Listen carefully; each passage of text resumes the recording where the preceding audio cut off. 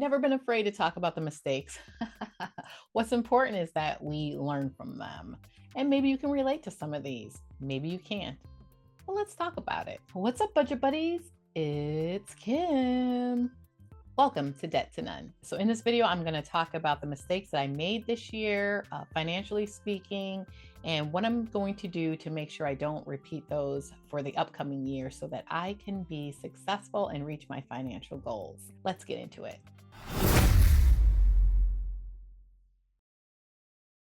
I'm definitely ready to say goodbye to this year. If you can learn from my mistakes, that would be fabulous. Just a few things that kind of get in the way when you set goals for yourself. So, what's important is to recognize what you're doing that is not advantageous or that will keep you from reaching your goal. First, identify it. Second, figure out a way to avoid repeating it. What can you do instead of making that mistake? What would be a better decision? That's important. So, first and foremost, something that I realized kind of early on this year was that I did not have a substantial emergency fund. I did not have enough money saved up to cover real emergencies or real large expenses that were thrown my way. So, throughout the year, I made some bad decisions because I was just keeping around $1,000 as far as an emergency savings. And it honestly, it just didn't cover what I thought was an emergency. I'm calling this a mistake that I made, but there's a few things that are connected to this that maybe I compounded a situation or made a mistake in thinking that I didn't have enough money as in an emergency fund. I'll get to that with my next mistake. So this is kind of not a lot of people will agree with me. $1,000 has been sufficient for many people doing their debt payoff journey. It's a good starter, emergency fund, of course. So I'm not going to speak against that and those who advocate that. And, if it works for you, then that's excellent. But for me, I just, I needed more than $1,000. So what I'm going to do instead, or what have I done? Because I did learn from that mistake. So what have I done instead? Well, instead of throwing everything that I had towards my debt, which, really got through that debt quickly, I paused and I started to focus more on savings. And I actually set a goal right in the middle of my debt payoff journey. I set a goal to save up a $20,000 emergency fund. I decided that that was the sweet spot, the goal amount for our emergency fund as a family, and yeah, so I did that. I have my $20,000 emergency fund. So now I'm going to, switch gears again and focus on that debt payoff. Okay, another big no-no that I did this year was I took on more debt instead of saving up for large expenses. And it's connected to my first mistake that I mentioned. I was hit with a 7,000, actually it was a $8,000 dental expense, and I ended up taking $7,000 out in a loan to cover it. Actually, it was just prior to this year, I took on more debt to replace my roof. um, I mean, it was just a couple of things throughout my little journey here that I did as far as increasing my debt instead of just stopping, pausing, and saving up for that large expense that I was being hit with. Now, this is what I realized about myself. Sometimes I'm just a little bit too impulsive when it comes to things that have to get done. Is it a real emergency? Is it something like you got to pay for this right now? You don't have a choice. Well, I needed to learn the difference between a real emergency and something that can actually wait a month or two. Give me some breathing room, allow me to save up so that I don't go off and jump into more debt. That was a mistake that I repeated this year, actually. So to make sure I don't repeat that mistake, I am going to pause whatever comes up, no matter what it is. I'm going to stop. I'm going to think, do I need to pay for this right now? Most of the time, it's not that pressing that it has to be paid for immediately. So then that will take the debt idea off the table if I don't have enough money to cover it. But in connection with the first mistake, I made sure that I have a substantial emergency fund. So, more likely than not, my emergency fund will actually cover real emergencies, large, large expenses. But if it's not a burning hot emergency, I'm not going to drain that $20,000. I'm just going to, save up. That's what I'm going to do. Yeah. Okay. Another big mistake that I made, especially this year, because it was a hard year for us, for me and my husband, losing our daughter in death. Mistake number 3 is that I allowed my emotional state to control my financial journey. Now, there's a lot entailed with that. Depression is definitely no joke. It is a serious thing. And grief, that is, that's hard. And so with me, I've talked about it in previous videos. I already kind of struggle with depression. It's something that I've dealt with all my life. And, it was inherited from I guess my mom. My mom suffered from depression as well. But I was able to like manage it, yeah, just doing things that, help me have a positive outlook. And I was able to manage it without medication. Not that I have anything against medication, because when you realize it's beyond everything you've tried and all the healthy little habits you've taken on, and you're stuck in that dark place, well then, you know, seeking medical help is wise. But when we lost our daughter, it it was a lot. It changed everything about our life, needless to say. And the my income was affected greatly. That was actually my job, is taking care of her. And so I had no income coming in. I had this hole. My husband was just completely shattered. And so that's a lot to take on. And I just kind of stopped doing everything that I had laid out for myself, as far as the financial journey that I put together for our family so that we could be in a better place. I just stopped. I just, and I gave into those feelings of like just emotional spending again. I just started spending just thoughtlessly, and just reaching out for things to feel better in the moment that didn't help anything that I had planned for myself as far as my debt payoff and my savings goal. I just kind of threw all caution to the wind. And yeah, that wasn't good. So to to help me not repeat that, I'm just going to reach out for help, instead of kind of just giving in to the sadness and, just doing things that are more self destructive.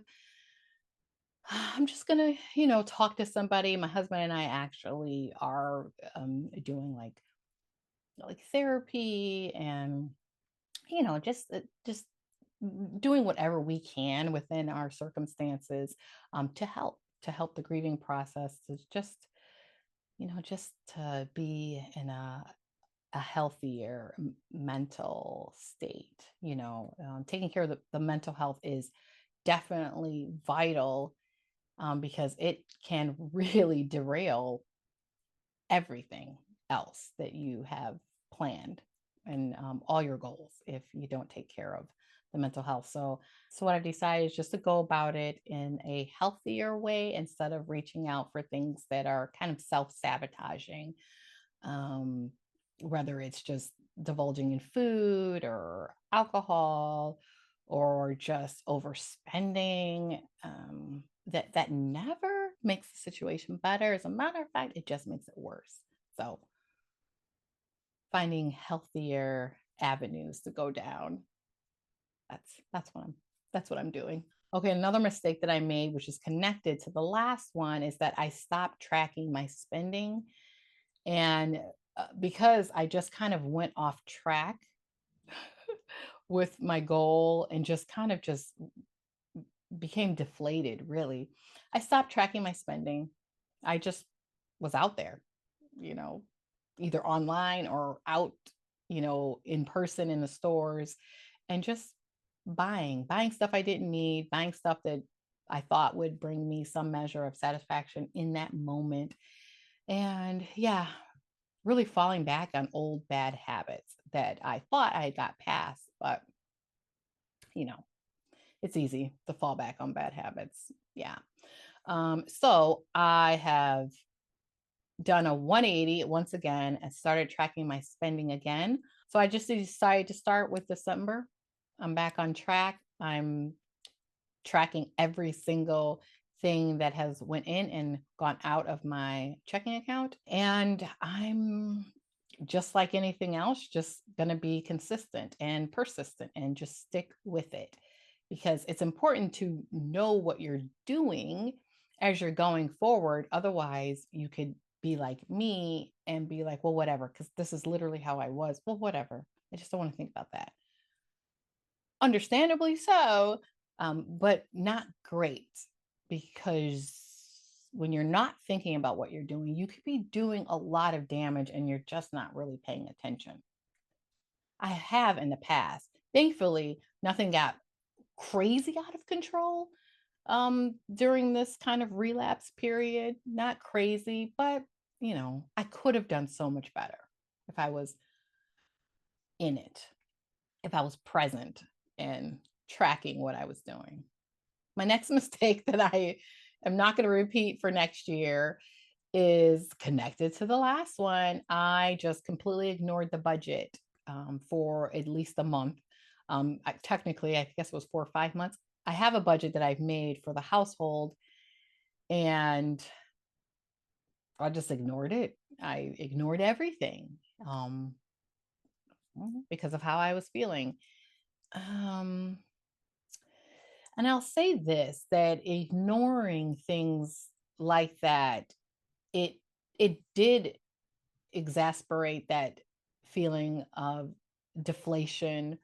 It did cause my lack of motivation to get worse. And so it really, it put me in a bad place emotionally. So just kind of being hands off with my life didn't help me at all. It didn't help. It didn't help anything. And that you could kind of tell, because I've been struggling with coming on here and talking to you guys. Because when I'm on here, I'm talking about something that I'm working on. I'm present in my financial journey.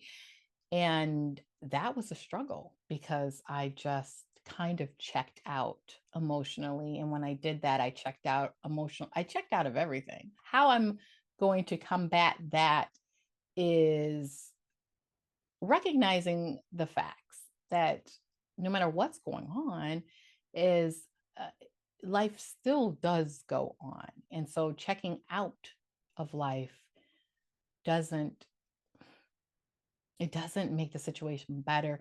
In my experience, what I've just been going through, it actually made it worse for me. And so I don't really want to do that. Um, this time of the year is a struggle for me when the sun is not out very often. It's gloomy, it's cold. It makes everything so much worse. I just, ugh, it's just so hard.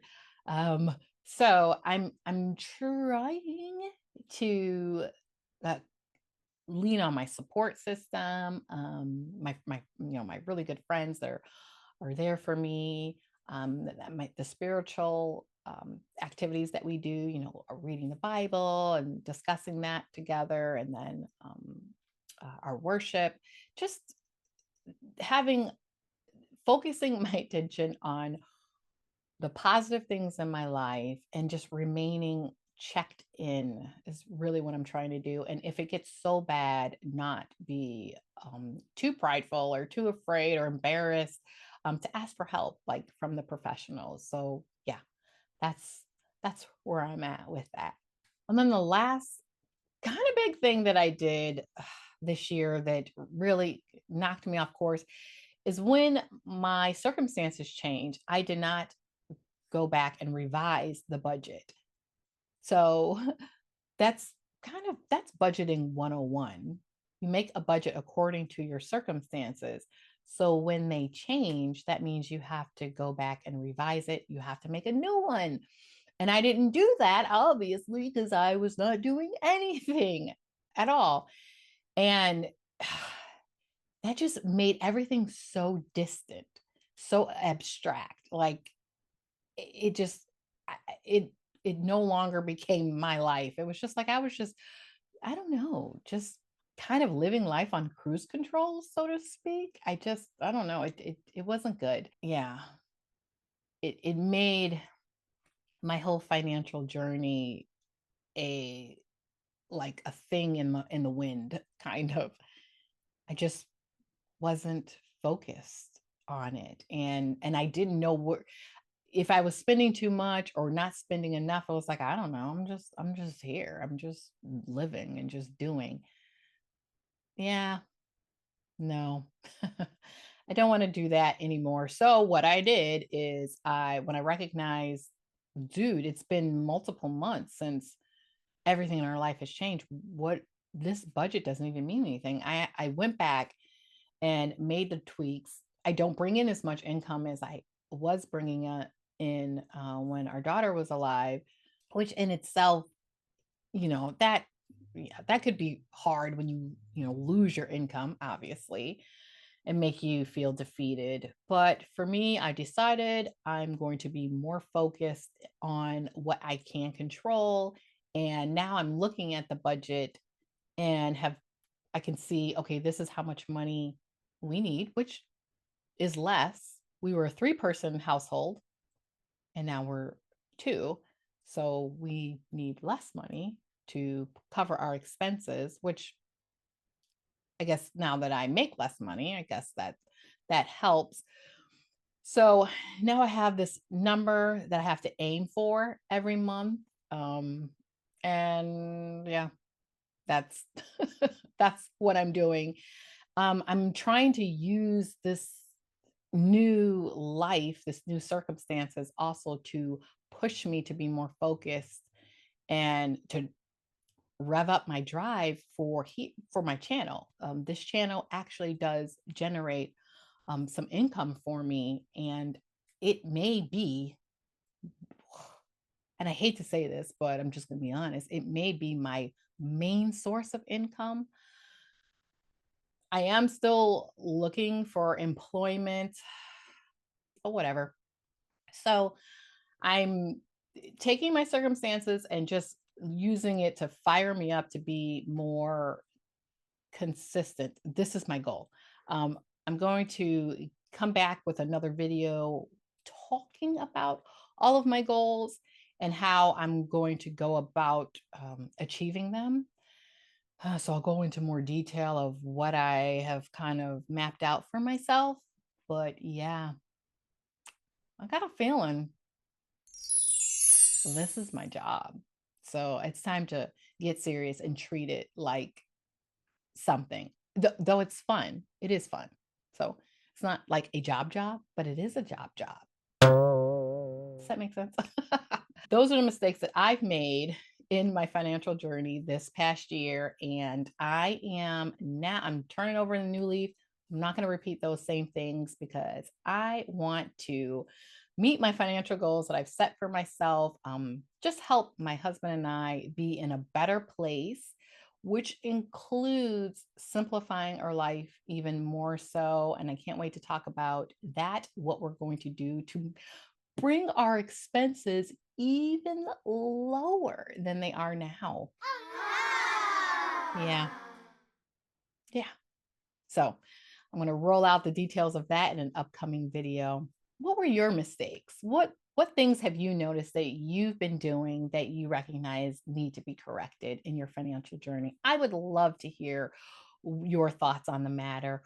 If any of these are something that you've dealt with, let's talk about it. If you have any suggestions and that I can institute to help me to stay on the right track, of course, I'm interested in hearing those as well. Thank you so much for clicking on this video. And thanks for supporting me on this journey. You guys have made this awesome. I mean, I've just in a short time I've been here, I've been through a lot, but you guys have made everything that has felt like a failure so much easier to get through with your encouragement and all your support and your love and your prayers for my husband and I. They're greatly appreciated. Thank you, thank you, thank you so much. Give this video a thumbs up if you are here, you're my ride or die. Hit that like button. I appreciate you. So with that, I really hope that I see you next time.